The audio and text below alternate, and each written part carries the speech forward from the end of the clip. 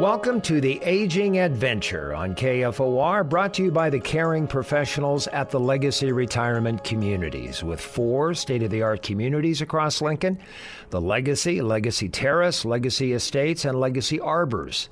I'm Dale Johnson, joined by John Kopetsky of Legacy Terrace and Kathy Blythe, longtime friend of Lincoln seniors. Good morning, both of you. Good morning. Morning, Dale. Every Saturday morning, we spend time with people who care about seniors and the life they deserve during retirement. Chef Robert Darrah is one person. Chef Robert oversees dining services. He joins us to focus on preparing your own food. Also on the Aging Adventure today, Michele Carlson, Activities Director at Legacy Arbors, will be along to talk with John and Kathy about caring for a loved one with dementia. All that's ahead today on the Aging Adventure, after Larry Gadeken, Retirement Director at the Legacy, to talk about the importance of happiness during retirement. Larry, good morning. Thanks for joining us. Thanks, John. So I know in your years working with seniors at the Legacy communities, you've noticed some important traits when it comes to your happiest residents. So let's go through those one by one. The first one being a greater purpose. What do you mean by that? What I mean by that is that those people tend to have a mission to care more about others than they do themselves. They focus on what they do have and not what they don't have. Their mission, as I said, is to bless others. A good example of that is just notes that I see written to staff. I saw a note that was written to one, and in the comments was about how good a job she did and those kinds of things. But they also said that she smiles all the time. And their comment was that I think the only time she isn't smiling is when I'm not looking. And I just love the way that they put that. Next, you mentioned blessed by the past and embracing the future. And tell us what you mean by that. Well, when I think of the past with these residents, so many of them I've known have experienced great losses, incredible challenges, and even tragedies in their life. But yet they still embrace that. And they're the ones that they anticipate the sunshine after the storm. Those residents, they maintain generational connections with family and friends. What I mean by that is you will see young people coming in to see them and spend time with them, and then a generation behind them, and then there are people that are their same age. So moving on to trait number 3, we talk about introverts and extroverts. And I'm sure each handles it in their own different way. Can you talk about that? Absolutely. Yeah, I included this because I find their differences so interesting. The classic definition of these two are, of course, introverts have to expend energy in social situations. And when considering a retirement community for a person, they are the ones that can have the most concern about being able to maintain order in their lives without other people interfering and disrupting their routines. And then in contrast, extroverts gain energy from interactions. And I see them generally, they can't wait to be connected to anyone and everyone. Larry, next on your list is fitness of mind, body, and spirit, which we keep learning more about all the time. How does that fit in with your philosophies? Well, in regards to the mind, I think of our enrichment staff. They do such a good job of keeping the residents' minds engaged daily with things like mind puzzles, riddle solving activities, scavenger hunts, trivia contests, card games, along with educational documentaries and things like that. And then just spending time with them. They spend a lot of individual time with our residents. And then in regards to the body, in our communities, we all have awesome fitness staff and state-of-the-art equipment. The residents are involved in group fitness activities, and the staff develop individual fitness programs tailored to each resident needs and abilities. A very high percentage of residents participate in some form of fitness activity. It's highly encouraged, and of course they see the advantages of physical exercise as they get healthy. And then from a spiritual standpoint, for some of the residents, this includes their church, personal study groups, and other ways that they can grow their faith. And then for others, it's taking care of their minds and bodies for a deeper spiritual effect on their lives. They tend to fill themselves with good things in life and don't focus much on the negative things. And wrapping up, the 5th of the 5 traits is perspective. What does that mean? The happiest residents see life through a positive lens. They always say yes to what's best.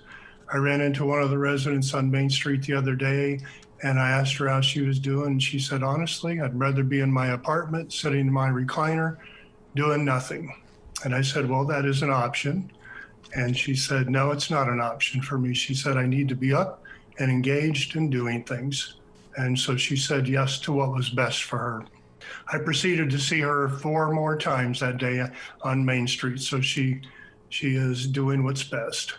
Another example, one of my residents who's 99 years old still makes the plans for her family. It's just a matter of which child, grandchild, or great-grandchild is lucky enough to get chosen to hang out with her on any given day. She never misses a Husker women's volleyball game, and she told me the other day that she'll be hiring a band for her 100th birthday party at the Legacy. And she said there's no options. There'll be lots and lots of dancing, and nobody's going to be excluded. Just in general, with the happiest residents, all the pretense in their life is gone. There's no more trying to be something they're not. They drop the ego in favor of the relationship. To them, peace is better than perfection. They're not embarrassed by their emotions anymore, and they tend to be givers and not takers. And they truly understand that happiness is a choice. Larry, thank you so much for sharing your thoughts with us today. Very uplifting message. We'll talk to you again soon. Okay, thank you. Thanks for having me. Coming up next, why it is so much better to prepare your own food when the aging adventure continues.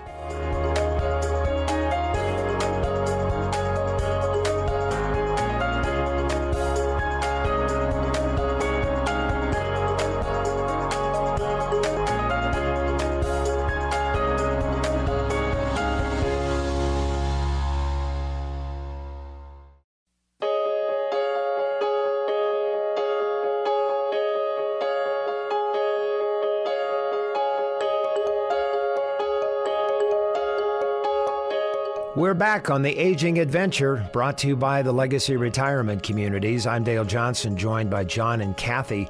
Let's slow down a bit this morning to focus on the importance of preparing your own food. Legacy's Director of Dining Services, Chef Robert Darrah, is the expert. Chef Robert, we always love talking to you and learning from you. And today we're talking about food and healthy choices. Everything seems to be grab and go. A lot of people are in that mode and take less time to cook from scratch if they do it at all. And is there any rhyme or reason to knowing the ingredients and what you're purchasing? Oh, absolutely. What's interesting about this whole past year is it's not only grab and go, but there has been such an uptick in people soliciting fast food restaurants, getting food to go from restaurants, and just not taking the time to cook at home any longer. I'm not sure if it's, a fear of going to the grocery store and possibly exposing themselves to any type of illness. I know there's a lot of grocery delivery services. People can pick up their groceries on the curb, but it just seems like the trend has been grab it, eat it, and go. And it's a disturbing trend just due to the fact that they really don't realize what they're putting into their bodies and how it's affecting them. Short term, it's a great fix. It tastes good, but then long term, it really does have some detrimental effects to the body. How hard is it to know the ingredients and what you're purchasing? Well, it's not hard. It's taking the time to do it. You don't have to be a licensed dietitian. You don't have to be a scientist. You just have to be able to pick up an item and actually read the label. One of the biggest epidemics in the world is the addiction to sugar. And people don't realize that they're addicted to sugar because everything that you ingest on a daily basis has some form of sugar in it. So it's so important to read labels just so you know what you're putting in your body. If your doctor's told you to watch your sodium intake, or you're diabetic, you're supposed to watch your sugar intake, it's very important to be able to read a nutritional label, not only to read it, but able to interpret it as far as how much you are eating or preparing. So what I did is I went ahead and I did a typical day of what someone would eat for breakfast, lunch, and dinner, just to give you an idea if you would read the label or if you wouldn't read the label. Let's just start with breakfast. Today you have a 6-ounce bowl of Raisin Bran with a cup of milk, a glass of apple juice, and a cup of coffee. 2 sugar packets, a slice of toast with 2 butter pats, and 2 packets of grape jelly. That sounds like a typical American breakfast. For lunch, you decide to have a 10-ounce bowl of chicken noodle soup with 4 crackers and cut up cantaloupe. And then for dinner, you're being really savvy here at the grocery store. You grabbed a Smart Ones bean and rice dinner. The labels are all colorful. It looks great. You pop it in the microwave and you eat that. And you decide, you know what, for dinner, I'm going to treat myself to a can of Coca-Cola and 4 ounces of diced peaches. And then right before bed, you're watching TV or the news, and you decide you're going to have a couple of Oreo cookies and a cup of milk before you go to bed. Doesn't sound bad. It sounds like a great meal, great nutritional day. But if you go about and you add up everything onto the labels, for your daily total, you would have ingested 336 milligrams of sugar and 3,139 grams of sodium. The American Heart Association recommends 24 grams of sodium for women and 36 for men. So right there's a 1,300% increase in your daily allowance for sodium. And then for sugar, and then for sodium, your total for the day would have been 3,139 grams of sodium. And the recommended amount is 1,500. So you can see right there, just by thinking that you're eating healthy, you're really not. And so to segue back to what I was talking about, if you read labels, it's very, very important that when you read them, that you're staying away from pre-processed, prepackaged foods, because not only does it have sodium and sugar in it for the preservatives, but it also has it in there to enhance the flavor. So it sounds like it's a diet type food, but in actuality, you're doubling your sodium and your salt intake. That was really eye-opening when you went through all of that, Robert. We are almost toward the end of our time with you, Chef Robert, but can you give us a little bit more information about an example of a really nutritious and delicious meal? Well, absolutely. What you should do is stay away from anything that's prepackaged or pre-processed. Go to your meat counter, get fresh chicken, get fresh beef, go to your produce section, pick out fresh your fresh vegetables. A can of green beans. You would not believe how much sodium is in a can of green beans. If you go and get fresh green beans and steam them yourselves, there's 0 sodium. So if you stay away from prepackaged, pre-processed foods, treat yourself to fresh foods every day, fruits, vegetables, drink a lot of water, hydrate yourself. You'll be doing yourself a big favor in the long run. There's nothing wrong with having a treat here or there, but if you go through, like I said, a regular day of what I just suggested, you're not doing yourselves any favors. Especially, again, 2 Oreo cookies have 13 milligrams of sugar and 132 milligrams of sodium in them. So instead of having that, grab an apple. Oreos have sodium in them, and not an incidental amount either. That's just eye-opening. Chef Robert, thank you so much for the information. Great information to keep in mind for the next time we head to the grocery store. Thanks a lot. Yes, thank you. Still to come, the importance of being active during your retirement years when the aging adventure continues. Brought to you by the Legacy Retirement Communities.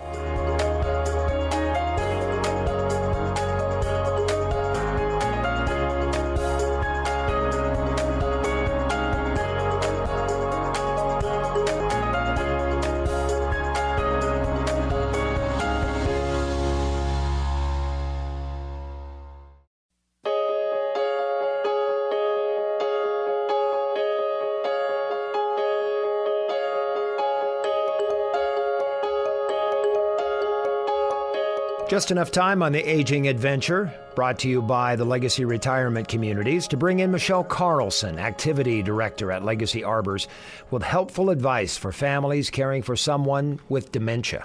Michele, thanks for joining us this morning. And I know you obviously work with the residents at the Arbors and their family members, but also with a lot of people in the community who are dealing with dementia. What's the number one question, or what's the subject that's at the top of their list? Usually driving. How do I take the keys away from my loved one? And usually if you're asking that question, it's probably time to be thinking about that. It's never an easy choice to make because your loved one's probably driven for 50 years and you're taking away dignity and their ability to be independent. So you really have to ask yourself, are they safe? And are the people on the road safe? You're not just responsible for the person that you're caring for. When you let them drive, you're responsible for everyone else on the road. So you really have to look at what's going on. And there are options. Madonna offers a driving class that you can have your loved one attend. You can have your doctor involved. There's things like having an alternate set of keys that don't start the car, unhooking the battery, maybe getting rid of the car. But once we know our loved one has dementia and driving is a concern, the responsibility really falls on us then to help navigate them not driving anymore. Also, your liability. If they've been diagnosed, cause an accident and someone harmed, are you liable for that damage if you're the caregiver? Those are really important questions to ask yourself. That's very eye-opening information too, Michele. You've also shared with us that the topic of phone usage is another big concern that families have. Can you explain more about that? Well, you think about someone with dementia having a cell phone and you want to be able to call mom that lives at the facility, or you want your brother in Texas to be able to call her. But along with those phone calls are scammers, people calling, wanting the money. And so is your loved one able to manage the phone? Also just the being able to maneuver the phone, the dial, answering it. We see people in our building that struggle with the phone usage all the time. And yet their family is insistent that they maintain that phone. But as this disease progresses, that ability really becomes more and more difficult for them, and the phone really becomes more bothersome. So you really have to look at, is the phone for you or for them? Because someone living in a memory care facility still has access to a phone. They can receive calls anytime. It's just they don't have the phone in their pocket. But again, using a phone is like driving. Are they safe? Can they manage it? Oftentimes phone causes them great distress because they don't know what to do with it. They get telemarketers calling. They can't understand them. They interpret that call to mean something's wrong with their loved one. And so it can cause a huge upset for them and anxiety that's really unnecessary. So we have to really look at the whole puzzle and put the pieces together as far as, is this person able to manage that phone anymore? And there's also ways to help them disengage from the phone, like taking the battery out. So then we just say, well, the phone doesn't work, we're going to get it fixed. Unplugging the phone if they have a landline. And so again, sometimes the phone, like a car, is really more for the caregiver or the loved one versus the resident. So thinking about what's really going on and what needs to happen at this time. You touched on scammers, and I've seen this over and over and over and over and over again in working with seniors. That really leads us into the whole question of managing the money. Who's going to pay the bills? Who's going to keep the checkbook?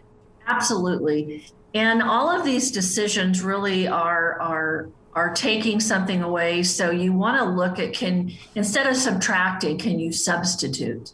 So maybe they have a card with a really small limit.